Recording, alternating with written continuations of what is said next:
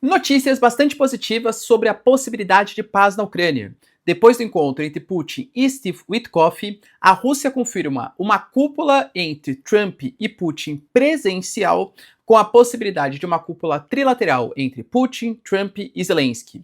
O próprio assessor do Kremlin, Yuri Ushakov, coloca que a proposta que os Estados Unidos falaram para a Rússia é aceitável. Agora a gente tem Rússia e Ucrânia tecendo ali as últimas exigências, mas as perspectivas são bastante positivas. O próprio Putin, por exemplo, tem reunião marcada com o presidente dos Emirados Árabes Unidos, que está em visita ao Kremlin, muito possivelmente também para discutir a possibilidade dos Emirados Árabes sediarem essa reunião. Falar um pouquinho também, galera, sobre as notícias não tão positivas assim, visto que hoje as tarifas que são aplicadas pelo Trump começam a ser aplicadas contra todos os países, com uma perspectiva de reindustrialização dos Estados Unidos, aumento das receitas, a gente fala de cerca de 300 bilhões de dólares, segundo o Scott Bessent, mais tarifas para os Estados Unidos, que subiram na média de 2,5% para 20%, com perspectiva de uma ruptura do comércio internacional. Vale lembrar, galera, que os BRICS estão inconformados com essa situação e o Brasil, que é uma das referências, alega: não vou me humilhar para negociar com Trump. E, inclusive, os BRICS planejam uma cúpula ali entre todos os membros para dar uma resposta uníssona contra o presidente americano. Vale lembrar que se o Lula falou que iria convidar o Trump para a COP30, os vereadores de Belém o declararam como persona não grata. Será que os Estados Unidos vai participar da cúpula ambiental do Brasil? Se vocês querem entender um pouco mais sobre esses assuntos, e muito mais também sobre geografia, geopolítica, atualidades, política, polêmicas, enfim, tudo para você se manter sempre bem atualizado, já se inscreve no canal, deixa seu like, compartilha esse vídeo, que eu, professor Ricardo, conto muito com a sua ajuda. Belezinha? Pessoal, recado rapidinho da nossa parceiraça do canal. A sua empresa, a sua marca está em perigo. Eu sei porque a minha também estava até pouco tempo atrás, porque eu não tinha um registro no INPI. Para quem não sabe, eu tenho uma empresa, professor Ricardo Marcílio, que tem todo um ecossistema ligado à educação. É canal do YouTube, é plataforma, só que eu corri o risco de perder por falta de segurança jurídica. Mas de verdade, quando você vai tentar fazer, é um processo lento, burocrático e extremamente difícil. Por sorte, a parceira aqui do canal, a Movon, ela agiliza todo esse processo para você. Então, se você quiser, galera, por um preço altamente competitivo, sem burocracia, registrar e ter uma garantia que a empresa, a marca vai de fato ser sua, link na descrição e conta com o serviço da Movon. Você não vai se arrepender. Bom, galera, então bora lá pro vídeo, ó. Como eu trouxe para vocês na introdução, de fato, nós tivemos um avanço super importante, eu diria bastante sintomático, significativo, e claro que cada um dos lados vai dar a sua narrativa. O Zelensky fala que é depois da pressão da União Europeia, depois da pressão dos Estados Unidos, que agora a Rússia está com medo, e a Rússia fala que é uma perspectiva, na verdade, que os ucranianos estão com medo, estão cedendo em algumas posições, enfim, né, cada um com a sua narrativa, faz parte dessa guerra híbrida, mas é fato que nós tivemos um avanço muito importante depois do encontro que o Steve Witkoff, que é o representante dos Estados Unidos, fez com Putin uma reunião de 3 horas, que os dois lados falaram que foi super produtivo, que foi super interessante, super importante, e o Kremlin confirmou que essa reunião vai acontecer. Mas percebe como geopolítica é interessante. Até na confirmação do próprio Kremlin, eles falaram assim, ó, a pedido do lado americano, ou seja, não fui eu, Rússia, né, foi os Estados Unidos que pediu, foi essencialmente alcançado um acordo para realizar uma reunião bilateral no mais alto nível nos próximos dias, ou seja, um encontro entre Putin e Trump. Já estamos iniciando os preparativos concretos. Ou seja, o lado americano, eu não estou precisando, hein? Quem pediu foi o lado americano, eles pediram, e beleza, a gente aceitou essa preparação alto nível aí, né? Entre Putin e Trump. Lembrando, a perspectiva é que se o Trump e o Putin aceitaram, é porque alguns acordos prévios já foram estabelecidos. Vocês não acham, né? Pô, aceito conversar, hein? Pô, chega aí, Putin, e aí, o que você acha? Trump, o que você acha? Galera, já existem negociadores, diplomatas, secretários, enfim, que estão por trás, que vão negociando alguns acordos prévios. O próprio assessor, por exemplo, Yuri Ushakov, ele colocou que a proposta que os americanos levaram, muito possivelmente colocado, né, pelo Steve Witkoff, é uma proposta aceitável. Claro que isso não foi aberto para a mídia internacional, mas sabe que sempre existem os informantes, da Casa Branca, principalmente e tal, né? Aparentemente, qual é a proposta que foi colocada pelos Estados Unidos e que precisaria parar algumas arestas pelos russos e ucranianos, mas é o que a Rússia chamou de aceitável. A proposta envolve um cessar-fogo total, ou seja, não só aéreo, mas também terrestre, marítimo, enfim, né? Cessar os ataques, o congelamento do reconhecimento dos territórios que foram invadidos ou ocupados pela Rússia na Ucrânia, Lugansk, Donetsk, Kherson, Zaporizhia e a Crimeia, a questão que já entramos num problema, né? Tá, professor, esse congelamento vai ser qual? Porque a Rússia reconhece todas essas províncias, né, todos esses oblasts, todos esses territórios como sendo russos. Só que você pega, tipo, Donetsk, Kherson, não é todas essas regiões que estão ocupadas pela Rússia. E aí vai ser todas só as áreas que forem ocupadas. Aparentemente não se falou, por exemplo, numa zona tampão, numa zona de um cessar-fogo, algum tipo 15 quilômetros, 30 quilômetros, mas a proposta é de um congelamento. Ou seja, a Rússia continuaria dominando, só que sem reconhecimento dos Estados Unidos, nem da Ucrânia, nem da União Europeia. Fala também, galera, sobre o fim das sanções contra a Rússia, talvez não na totalidade, mas principalmente as sanções focadas na compra e venda de combustíveis fósseis, gás e petróleo, né, que é essencial para a economia russa, mas também não fala nada sobre a possibilidade da Ucrânia ficar proibida de receber auxílios internacionais, mesmo que sejam auxílios militares, ou seja, aparentemente Estados Unidos e União Europeia vão poder continuar armando os ucranianos, claro, sem a possibilidade de entrar para a OTAN. Aparentemente vai ser proibido, mas pode continuar auxiliando com equipamentos militares e também com a possibilidade da Ucrânia entrar para a União Europeia, ou seja, pode haver algum tipo de convergência econômica entre os países. Se essa for realmente a proposta, normalmente, né, que eu falo para vocês, alguns pontos vai ter zona tampão, essa zona tampão vai ter algum tipo de organização militar da ONU, dos BRICS, de países de convergência dos dois lados, não dá para saber. Mas aparentemente esse é o escopo do cessar-fogo, é onde vão se basear as discussões. O próprio Putin, por exemplo, colocou que a reunião é de interesse mútuo. E que, inclusive, ele não tem nada contra não só o encontro com o Trump, mas também o encontro com o Zelensky. E deixou escapar um spoiler, porque o Kremlin não confirmou isso, mas colocando que os Emirados Árabes Unidos, seriam um ótimo país para a realização dessa cúpula, para a realização desse encontro. Vou falar para vocês no vídeo daqui a pouquinho que o próprio presidente dos Emirados Árabes, que é o Bin Zayed, está em reunião com o Kremlin, fez uma visita à Rússia, dentre outros pontos, muito possivelmente, para negociar como que vai ser receber, né? Poxa, a liderança, o mundo inteiro vai estar de olho numa cúpula que deve contar com Putin e Trump inicialmente, mas depois uma reunião trilateral com a presença também do Zelensky. Cara, é claro que isso é, assim, super importante, tá? Professor, e o Zelensky? O Zelensky vem dando indicativos, que também aceita. Ele fala, né, que a Ucrânia aceita participar de uma cúpula bilateral, trilateral, desde que sejam com pessoas capacitadas. Porque até então, todas as cúpulas que foram organizadas entre Rússia e Ucrânia, tinha ali o assessor do Putin, né? Era uma cúpula meio nível série B, assim, né, entre aspas. Você não ia os principais representantes. Não era nem o Sergei Lavrov que ia participar, entende? Nem a Maria Zakharova. Eram pessoas de segundo escalão, meio que a Rússia mostrando que estava desdenhando aí, entre aspas, né? O Zelensky fala que ele fica super feliz com essa possibilidade, claro que ele aceita negociar em qualquer que for dos espaços, mas ele até teve uma ligação com Macron, presidente da França, e falou sobre isso. A Europa precisa participar dessa cúpula. Não dá para ser uma cúpula somente entre Zelensky, Trump e Putin, porque, segundo o próprio Zelensky, a Europa também deve estar envolvida porque os parâmetros para encerrar essa guerra vão mudar o próprio cenário de segurança europeia nas próximas décadas. Ou seja, a gente tem que ter a garantia, sei lá, os países, a Rússia, ela vai dar garantias que não vai fazer intervenções nos países bálticos, ou que não fará intervenções na Moldávia, a região da Gaugásia, por exemplo, a Gutsu, por exemplo, foi presa. Isso talvez não abriria uma possibilidade de uma intervenção da Rússia no território da Moldávia, que também tem a Transnistria, também tem o território da Gagauzia, a Geórgia, por exemplo. Então existem pontos que a própria Ucrânia fala que a Europa deve participar. A gente sabe hoje que o continente europeu está passando um processo de rearmamento e coloca a culpa na Rússia para esse rearmamento, seja a Alemanha, seja os países bálticos, seja a Polônia.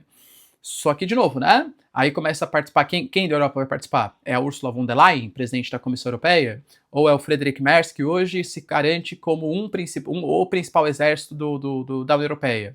Ou é o Macron, que depois da saída da Angela Merkel, talvez tenha herdado essa liderança da União Europeia? E aí se começa a participar muitos membros, muitas opiniões, muitos pitacos, tal, isso pode atrapalhar o processo de negociação. Mas as notícias são muito positivas. As notícias são muito legais para quem torce, claro, né, espero que seja o seu caso, para uma paz entre Rússia e Ucrânia. Lembrando, pessoal, que como eu falei para vocês, o presidente dos Emirados Árabes Unidos, que é o Bin Zayed, está na Rússia, vai fazer um encontro com Putin. E lembrando que os Emirados Árabes Unidos é mais um dos países que conseguem negociar com os dois lados, talvez por isso seja a sede dessa cúpula. Os Emirados Árabes Unidos fazem parte de um grupo de países do Oriente Médio que não quer se indispor com nenhum dos dois lados, convenhamos. Os Emirados Árabes Unidos fazem parte dos BRICS, é um dos países que recém ingressou aí, né, junto com o Irã, junto com o Egito, junto com a Etiópia, né? E é um país que tem ótimas relações, claro, também com os Estados Unidos e com o Ocidente, do ponto de vista de turismo, exportação de combustíveis fósseis, gás natural também, dentre outros produtos. Vale lembrar, galera, que Rússia e Emirados Árabes Unidos fazem parte da União Econômica Euroasiática e o próprio Putin colocou que as discussões vão ser baseadas entre os dois líderes em tentar resolver questões de segurança no Oriente Médio, talvez relacionando a questão palestina, né, enfim, tá? Parcerias econômicas e, claro, não deixou isso aberto, mas muito possivelmente uma negociação de quando vai acontecer. A previsão é que a cúpula aconteça na semana que vem já, hein, entre Trump e Putin. Lembrando que, por enquanto, as sanções contra a Rússia de 100% vão ser mantidas. Sexta-feira, agora, tá? Já entra em vigor, né? As sanções contra a Rússia, porque como a Rússia não cumpriu o prazo de 10 dias estabelecidos pelo Trump, as sanções vão continuar. Aliás, até foi perguntado para o Trump, né? Mas Trump, então quer dizer que vocês estão próximos de uma negociação e tal? Você não tem medo do Putin estar te enganando? Falou, tenho, mas eu só vou saber daqui uma semana, só vou saber daqui um tempo aí, né? Talvez por isso que ele queira acelerar bastante os processos e não vai tirar as taxações, pelo menos por enquanto, em relação à Rússia. Falando, galera, em taxação, temos aí, né? Se essa notícia é muito positiva, eu diria que a próxima não é tão positiva assim. As tarifas, o tarifaço do Trump finalmente entra em vigor. No Brasil entrou ontem, né? Mas agora para o restante do mundo, entra daqui para frente. Estamos falando de um momento que ele é muito sintomático para a própria organização geopolítica e econômica internacional. Se a gente fizer uma breve história, muito breve mesmo, tá? Econômica, a gente pode colocar, sem medo de errar, que a Primeira Guerra Mundial e a Segunda Guerra Mundial foram causadas também por um excesso de protecionismo. Os países europeus passavam por uma segunda revolução industrial, e aí países como a Alemanha e Itália, por exemplo, em um processo de imperialismo europeu, de divisão da Ásia e da África de acordo com os interesses europeus, para manutenção de mercados exclusivos, mercados com acesso a matérias-primas, dividir ali de acordo com seus próprios interesses. A Alemanha e a Itália ficaram com as piores terras, em detrimento de França e Inglaterra, e ficaram com as melhores. Isso cria um certo clima de animosidade, que acaba culminando com a Primeira Guerra Mundial, a própria crise de 29 e a Segunda Guerra Mundial. Então, o pós-Segunda Guerra, uma série de conferências são organizadas. Tanto conferências políticas para evitar movimentos extremistas, tudo tal, mas também conferências econômicas, como a própria conferência de Bretton Woods. O que significava a conferência de Bretton Woods? Precisamos acalmar os ânimos, o protecionismo, a exclusividade de mercados, as tarifas que são aplicadas, elas que estão causando a ruína do nosso planeta. Essas animosidades, 2 guerras em questão de 30 anos. Por isso, a grande solução é o livre comércio. Instituições foram criadas nesse sentido. O próprio GATT, o Acordo de Tarifas. Na década de 90, com o avanço da globalização, com os blocos econômicos, uma revolução, um fórum de discussão comercial, que é a própria OMC. Os Estados Unidos lideraram toda essa discussão. A construção desse mundo moderno ocidental capitalista foi liderada por discussões americanas. Os Estados Unidos, que até o início do governo Trump colocavam tarifas de importação na média de 2,5%, subiram agora essas tarifas para 20% na média. 20% na média. Estamos falando da principal economia do planeta, que faz o maior número de comércio internacional com 20% de tarifas. É óbvio que isso é um baque para a própria organização geopolítica e econômica do nosso planeta. Alguns países, por exemplo, né, como por exemplo Japão, Coreia do Sul, União Europeia, conseguiram ali alguns acordos que, convenhamos, foi muito mais benéfico para os Estados Unidos do que exatamente para esses países, e conseguiram tarifas ali de 15%, mas ainda assim é 15%, era 2,5% na média. Países como, por exemplo, a Grã-Bretanha conseguiram as melhores tarifas de 10%, alguns outros, que talvez sejam hoje o epicentro do capitalismo internacional, pelo menos do capitalismo produtivo, do capitalismo industrial, como os novos tigres asiáticos, Filipinas, Malásia, Indonésia, Vietnã, conseguiriam tarifas de 19% ou de 20%. Quando eu falo que tarifas estão sendo aplicadas, vocês entendem que essas tarifas significam que o produto que for produzido no Vietnã e for entrar nos Estados Unidos vai pagar 20%. Ou seja, o consumidor americano que quiser comprar um produto do Vietnã vai pagar 20% mais caro, vai aumentar o preço. E entendo que os Estados Unidos, pelo menos no momento, não têm a condição de suprir toda a demanda do mercado consumidor interno americano. É um mundo globalizado, é uma fábrica global. Então, óbvio que isso vai fazer com que os produtos americanos cheguem mais caro para o consumidor dos Estados Unidos. A parte negativa do processo é que é uma tendência de inflação para os Estados Unidos. Se você tem um processo de inflação, o Federal Reserve não pode baixar a taxa de juros. Se ele não baixa a taxa de juros, isso desaquece a economia americana e entra numa espécie de efeito cascata. Além do que, imaginem que fábricas pelo mundo estão sendo afetadas, porque se os produtos ficam mais caros, reduz o consumo. As empresas têm menos lucro. Se elas têm menos lucro, elas contratam menos funcionários. Menos funcionários, menos consumo, menos lucro. Entra numa espécie de ciclo vicioso da economia. O grande medo é que os países hoje do planeta já estão endividados. Vários países super importantes com dívida de 100% acima do PIB, com uma perspectiva de redução do comércio, de redução da circulação de capital, é óbvio que isso preocupa. Os Estados Unidos tentam chegar claro pelo outro prisma, porque não existem só fatores negativos. Por exemplo, o próprio Scott Bessent coloca que a previsão deles é que essas tarifas agora de 20%, na média, né, existem países como o Brasil que é 50%, a Índia 50%, a Suíça 39%, Canadá 35%, cada um pelos seus próprios motivos, podem fazer com que os americanos agora, os Estados Unidos, arrecadem 300 bilhões de dólares a mais por ano. O Trump até colocou que esse dinheiro poderia ser reinvestido em setores sociais, em programas sociais para a população mais pobre e média. Eu trouxe para vocês na época que eu compartilhei isso, ressalto novamente, hein? Eu acho que o tipo de imposto que você coloca sobre o consumo, minha opinião, tá? Que o tipo de imposto que você coloca sobre o consumo é o pior imposto de todos, porque é um imposto que não distingue classe social. O norte-americano ali, ó, que ganha, sei lá, seus 500 mil dólares por ano, esse cara vai pagar os mesmos 20% de imposto, sei lá, no leite, do que um cara que ganha, sei lá, seus 30 mil dólares anuais, entende? Então, é um imposto que ele é meio injusto, porque o pobre e o rico pagam a mesma coisa. Os Estados Unidos, colocando essas arrecadações de 300 bilhões, pode dar uma injustiça social muito grande, novamente porque essas taxações atingem todo mundo, independente da classe social. A ideia dos Estados Unidos, como eu trouxe, é fazer, né, com que a indústria volte para os Estados Unidos. Os Estados Unidos querem voltar a ter a sua pujança industrial. A grande questão é que é um processo quase que inerente ao capitalismo. Os Estados Unidos se industrializaram de maneira muito forte e muito efetiva no contexto da segunda revolução industrial, ali com o Manufacturing Belt, aquela indústria fordista, Detroit como centro, polo ali na automotiva mundial, e com a indústria de base. Momento pós-Segunda Guerra Mundial, o Sunbelt ali, né, a indústria da terceira revolução industrial. Então, inovação tecnológica, Vale do Silício. Só que é natural que o custo de produção aumente. A gente tem uma mão de obra qualificada, o aluguel do terreno é muito caro.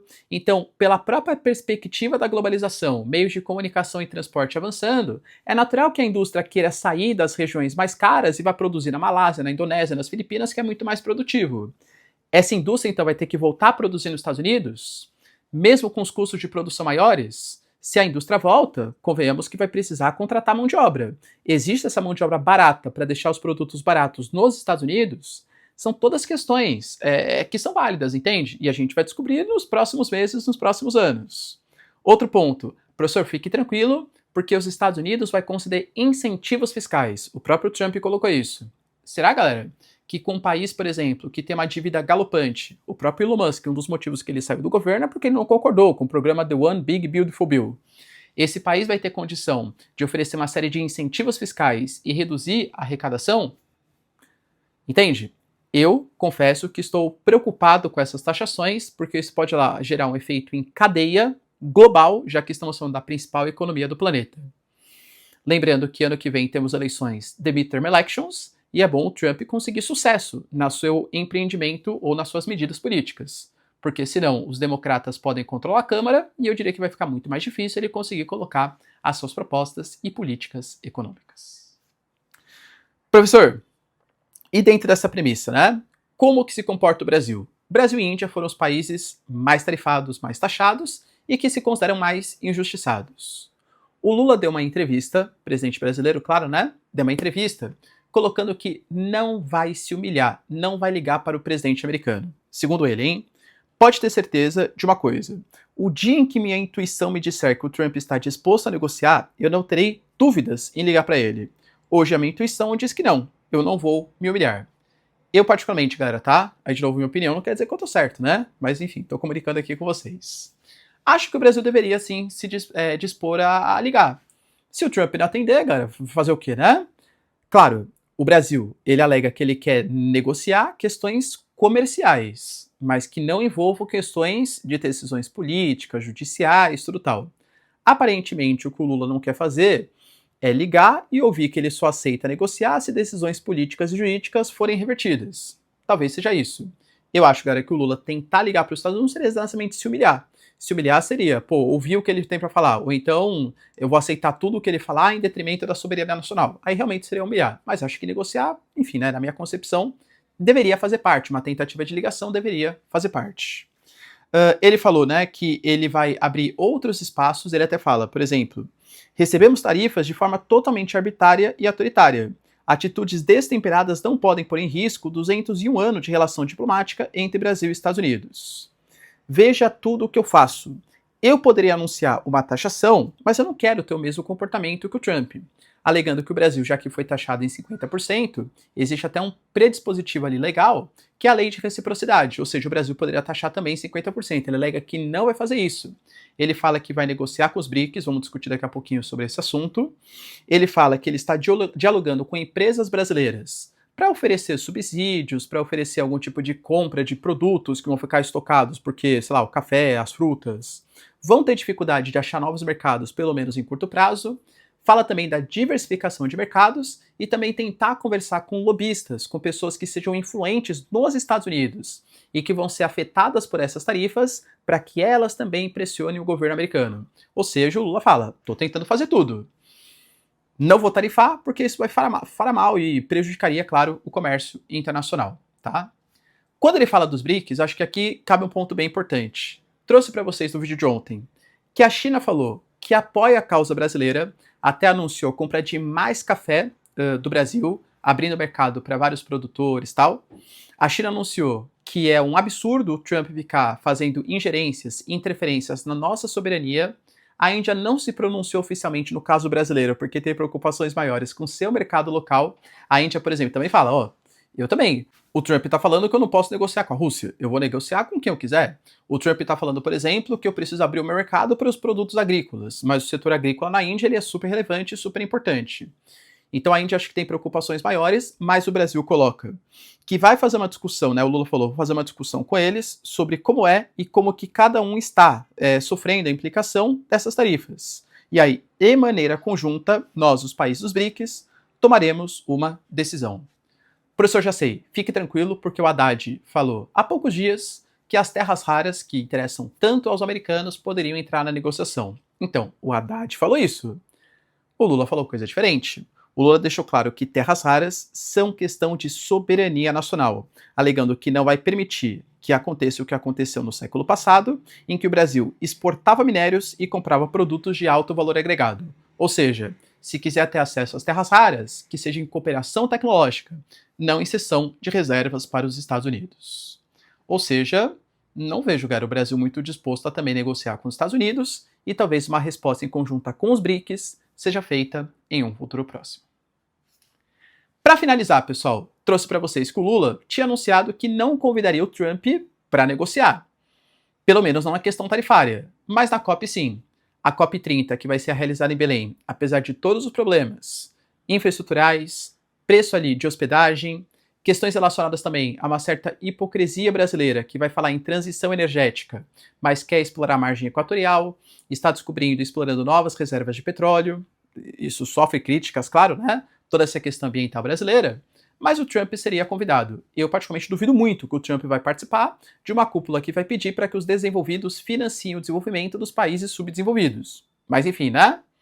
Mais um problema foi criado. Os vereadores de Belém, depois das taxações, declararam o Trump como persona não grata em Belém. Claro que assim, isso tem pouco poder prático, né, mas tem grande influência política e simbólica. Ou seja, aparentemente os vereadores de Belém não estão muito satisfeitos aí com a eventual presença do Trump na COP30. Será, galera, que ele vai participar? Deixa aí nos comentários, quero saber a sua opinião. No mais, se vocês curtiram o vídeo, tamo junto, beijos, abraços e tchau, tchau.